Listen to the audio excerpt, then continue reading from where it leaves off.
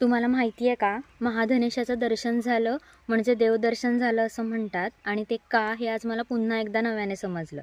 तर आज सकाळी जंगल ट्रेल सुरू झाली ती या खास महाधनेशाच्या शोधात आणि पहिलं दर्शन झालं ते सोनपाठी सुताराचं. त्यानंतर काळा कस्तूर, पळसावर बसलेला रूपस ट्रिपी आणि सुभगही दिसला आणि त्यानंतर ऐकू आला तो धनेशाचा पहिला कॉल. पण हा कॉल महाधनेशाचा नव्हता. तरीसुद्धा धावत आम्ही त्याच्या शोधासाठी पानंपान पालथं घालायला लागलो.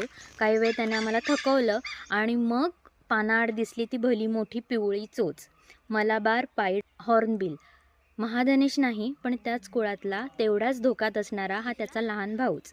आकाराने महाधनेशापेक्षा थोडा लहान असतो आणि त्याची चोच आणि त्याच्यावरचा क्रेस ह्यातही थोडा फरक असतो, पण ही सुद्धा बघायला तेवढीच सुंदर असते.